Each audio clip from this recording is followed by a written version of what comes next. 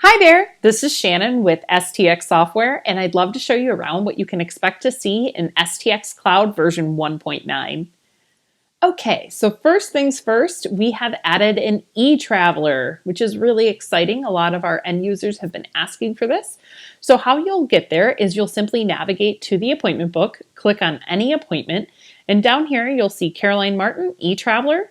Just go ahead and you click this little arrow and it will drop down and display their e-traveler. If you want to provide your workers access to this, there are permissions that you'll have to enable. Those permissions are detailed on the release notes for version 1.9. Okay, so a couple details on this e-traveler. It's going to show me the client name and who they were referred by, who they referred to your business, their current reward point value, the date of their first visit, their birth date, occupation, their client flag, and any general client notes. I can also print all of this information. It will print the details regarding the appointment that she has today, as well as the information below the print button regarding the client, their service history, and retail history. Okay, so over here we have the service history. I have the date of each of her services. It will by default show the last 5. If I want to see more than 5, I just go ahead and click more service history, and that will show me 5 more results. And then the other detailed information in here is the worker who provided the service, the price of the service, and the service itself. If there are any service notes attached to it, it will display here in italics, and you'll be able to see the service notes. Okay, and then we also have the retail history. So again, by default, it's 5 of the last retail history transactions that took place for this client. It has the date, the worker name, quantity, price, and the product that was purchased. So all of this is available right at your fingertips, and it's really good information for you to have. Okay, so that is our e-traveler. And the next thing we did is we updated the dashboard. So we really took the existing dashboard and we made it something completely different, but super exciting for all the businesses using STX Cloud. So how this dashboard works is this is your day-to-day, and it's going to show you the percent you're booked and how many total appointments, your current your completed ticket values, your checked-in ticket values, and your booked appointment values, as well as a breakdown in what was ticketed for your services, retail, and other transactions. You'll also see what percent of your appointments were rebooked, what percent were booked online, any new clients, your average product, average service, and average ticket, as well as your retail sales, service sales, retail per guest. And then, that's number of retail items per guest, by the way. And then you'll also see the top worker for product sales and the top worker for service sales. So then this is the breakdown for today's date, but you can also see it for the week. The week will be Sunday to Saturday. And then you can also see these same metrics for the month. And then you can also see them for the year. So you'll just keep scrolling down and you can see all sorts of great information.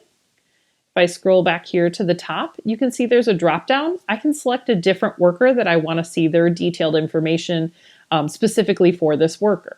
There are permissions that you can put in place and permission sets you can create that will, or I can always go back to company. So you can set permissions. Those permissions will be outlined in the version release notes that are sent to the owner account. And you'll be able to give workers access to see this dashboard or only see their own dashboard, and all of that is outlined in our documentation. Okay. So the other thing we added in this version are a few new reports, which is really exciting. There's 4 new reports in this version, and there's a brand new reports category. It's called Appointment and Client Reports. So the first one on this list is the Canceled Appointments Reports. So you'll enter a beginning date and an end date. This is going to be related to the date that the appointment was originally scheduled for. And then you have your appointment status. So you can do whether it's canceled, no-show, or canceled and no-show. And then you'll go ahead and click generate, and it will show you a list of the appointments. Oh, we rebooked it.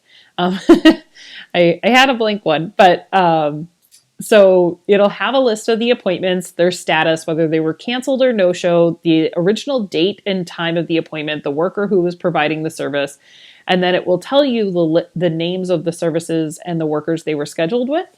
It'll give you their phone number so you can call them up. And so if we want to say, you know, it also show you if they have a future appointment. So all three of these people already have a future appointment, but let's say they didn't, you can go ahead and click Find Appointment. In a new tab, it will open up the Find Appointment screen. You can say, okay, yeah, she's looking to get in with Raquel for a women's haircut, and click Search. And we can squeeze her in tomorrow morning, Friday at 9 a.m. and go ahead and click Reschedule. And now the future appointment is booked. So that'll be a really nice report for regenerating some of that lost revenue when people cancel their appointments. Also, stay tuned. We have turned this into a marketing feature. It's not quite ready yet, but it will be ready very soon. And how that will work is anytime somebody cancels an appointment, there's automatically an email that would generate 2 days later to the client to reschedule their appointment. You could include your online booking link or who to contact, and that will just auto send for you, so you won't have to do this as often. That'll be only included in our enhanced and advanced packages, so stay tuned for that. Okay, the next report that we added is also under Appointment and Client Reports. It's the Reward Points report. So how this reward point report works is you can do a beginning date and end date. Once you get your results, you can also sort by, well, let's go ahead. Getting a little ahead of ourselves. We can sort by the current rewards value, earned rewards, used rewards, client first name and client last name. So what this report will break down is you put in the date ranges and it will show you during those date ranges what rewards were earned, used, and their current reward value and the last visit. If no rewards were earned or used during the time frame, the client will not appear on this report. So this is really just to kind of see your reward activity. So this is a pretty nice new report as well. Okay, next report is our referral report. So we got a few requests for this. So this is really a trending report that people want. And what you do is you put in the beginning date and end date, and then you go ahead and you put in your minimum number of referrals required. I'm going to go ahead and do one just so I've got some results, but you could make yours 2, 3, 5, whatever you want it to be. And then you'll go ahead and click Generate, and it will show you a total number of referrals, the client name, and then the people who they referred. And then it will give you a total amount of people referred down here at the bottom. You can sort this list by the number of referrals, the client first name or client last name, and then of course you can also print. So this is a really great new report too. Okay, as I mentioned, we have 4 new reports. The 4th one is under Business Analysis Reporting. That is our forecasting report. So in this forecasting report, this is one of our advanced reports. You can select a date in the future. So we highly recommend when you're looking at this report that you can look at this month, but it's probably best to look at months in the future. I wouldn't go too far out, but if you're pretty booked for far out in the future, this is a really nice tool for you to have. So it'll list all of the workers and the service value booked for that month. So I can see what we're booked for the month of December. It'll show me my total booked value, estimated membership value, estimated product value, package value, gift value, and then add all those items together to give me a total forecast for the month of December 2019. The way it works is it uses the actual appointments you have booked to come up with the booked value. That's why it's important to do it in the future. And then it takes the other areas in where you get revenue and it averages the last 90 days of transactions to give you an estimate for what that month would likely bring in based on how you've been performing. So this is a really cool new tool for businesses as well. Okay, so that's it for the reports that we've added. The other thing we did is we really changed how the software deals with tickets, editing tickets, and refunds. So a few things in here, and we've got a really great document on the different things that come up, like maybe you just need to change the worker who was assigned to a service, or maybe you need to refund a transaction or a part of a transaction or a Clover transaction and so forth. So there's a really great new document. Keep your eye out for it. It will be included with your release notes. So just have that handy, and it really gives you the power to make the changes in your system and log those changes that you need to make. Okay, so in your current version of the software, before version 1.9, you could only refund services and products. So what's really nice about this is we've changed that. So if I go ahead, I'm going to just add someone new. So Tim Jones, and click Save. So Tim Jones is a new client, but we're going to sell him some things. So we're going to sell him a men's haircut, and we're going to ring him up for a product. Add that to the ticket. And we're also going to, we'll add a deposit, why not? And we'll do miscellaneous sale.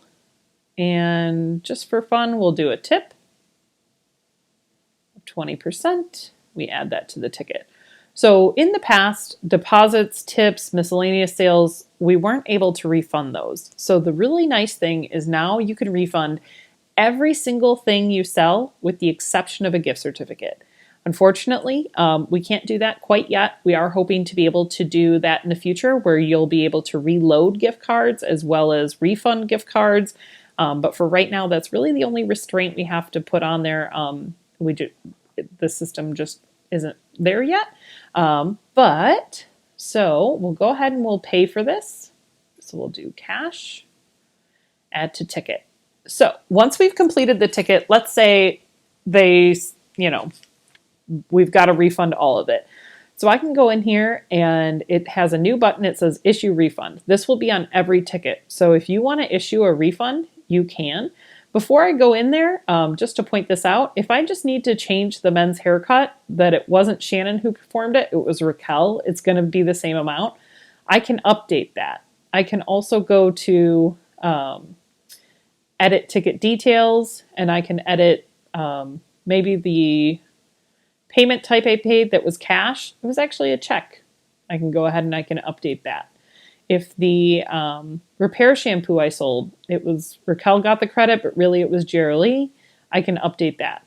So all of those things will be getting updated in the software. And then when you're done, you'll just have to go ahead and click save, and those changes will save. So that will update on the payroll reporting, on the total sheet reporting. So all that's available to you. If it's not as simple as that, if we do need to perform a refund, you go ahead, you find the ticket, you click submit refund. First, we select the worker who's performing the refund. It will show me a list of the items if they were taxable.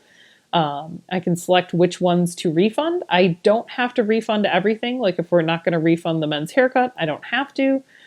So for these purposes, I am going to select everything to be refunded.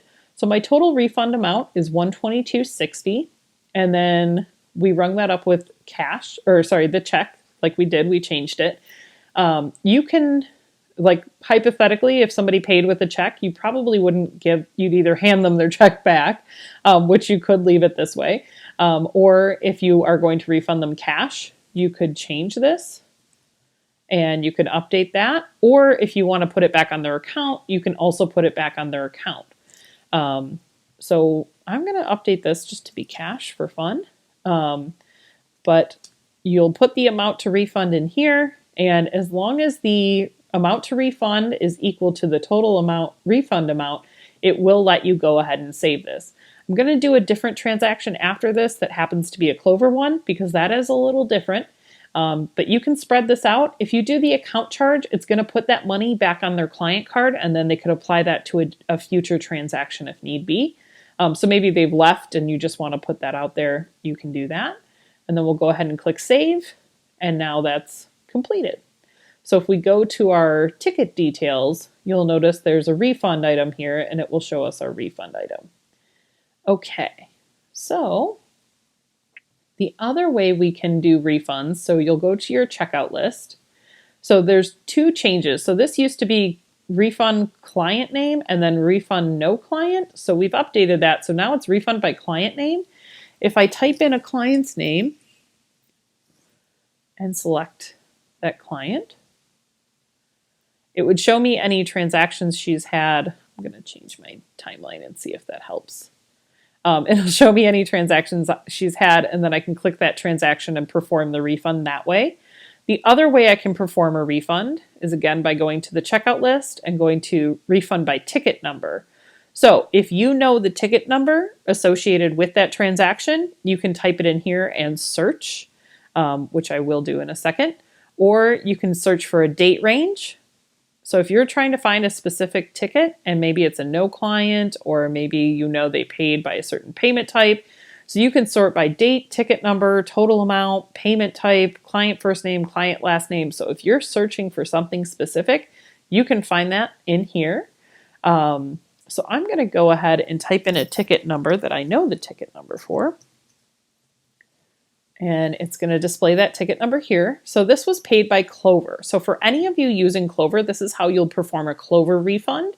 So you'll go ahead and you'll find that ticket, whether you search for it by name or ticket number, or maybe you found the ticket to begin with, and you'll click it. And then you select what area to refund. So this was a membership for $40. This is the amount to refund is $40. And I click save. Oop, I got to select a worker. Go ahead and click save. And then it's going to give me the directions for how to perform this refund. Due to security reasons, we cannot refund from the software to the Clover device because that would be a very insecure way to do it. So how we want this to perform is you'll open the refund app or the transactions on the Clover device.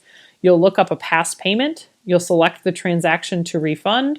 You'll tap refund, and then you'll select where to apply the refund. This is all the steps will take place on your Clover device. And then once you have the authorization completed from the Clover device, you'll go ahead and click Manual Clover Refund, and it will close that out, and that refund will be tracked. Any refunds that you perform will be noted on the electronic payment type detail.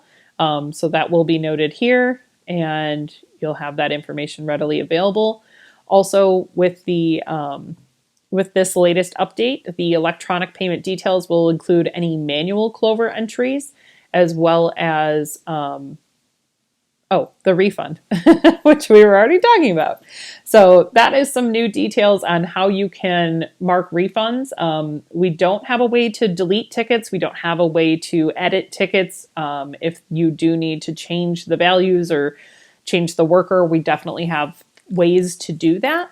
And I would highly recommend, if this is something that comes up from time to time, that you take a look at the new document we have regarding updating tickets as needed. Okay, so the other areas we improved are the purchase order. So we've added two things to the purchase order. So the first things first, we now have a print option on our purchase order that was highly requested. So that is in there. And then we also have a new option down here under the SKU. You can just type in a partial word and click search, and then it will show you a list of those options. So if you don't know the SKU, you can just select, okay, we need to add daily shampoo, click select, and it will add to your purchase order. Another request we had was to add the worker birth year to the worker setup for reference. So you go to worker details and you select the worker, and then you scroll down to their birth date. And this is a new field that we've added, and you would just select their birth date and go ahead and click save. So that's there. And then the other area we added was if you go to a receipt. So I'll just go to one from today. So what you'll notice is on this receipt, the worker who performed this transaction has been added to the receipt list. Let's see, what else? Oh, this is a really, really cool new feature. So on the appointment book, if we have an appointment like this Bill Jones men's haircut, if I make his status confirmed and click save, okay. Now let's say Bill is supposed to come in at 9 and Bill says, hey, you know what? I'm so sorry. Something came up. I can't come in till 3. I'm going to take this appointment. I'm going to move it down till 3 o'clock, and it says appointment updated successfully. The status will stay confirmed. So if the status is checked in, confirmed, called, whatever it may be, if it's moving to the same day, it could even go from worker to worker, but if it's staying on the same day, it will keep the current status of the appointment. It's not going to resend out any reminder. So it doesn't go back to booked like it did before. However, if I do reschedule this appointment, so let's say we're going to modify it for, oh, I don't think we're in that day because that's Thanksgiving. So I'm going to modify it for the 5th and click save. And now it will go back to booked because we do want him to get a reminder because we've moved it to the future. So that is a change that we made. And let's see, there's one other thing that, oh, nope, there's two. So under the transactions report, we've really revamped the total sheet. So the total sheet now has a few new updates. So it's going to list the each of the workers, their service sales, product sales, total sales tips, and the guest charge. And then under the company sales, what you'll notice is there's these new line items for the refunds because we needed somewhere to track those refunds. Additionally, this used to say full price, discount, and full price plus discount or minus discount or something. And now it says sales, adjustments, and total. Adjustments is any time that a discount or maybe a package or something was applied. And then now we have this new area that has adjustments. So anytime a prepaid package was used or the price was adjusted, like maybe the haircut was supposed to be $50 and you changed the price to $40, it will note that you changed the price on it. It also has any rewards that were applied towards a ticket or promotions that were applied to a service or a product. And it will show you how much you've provided in discounts. And then, so that's one of the bigger changes.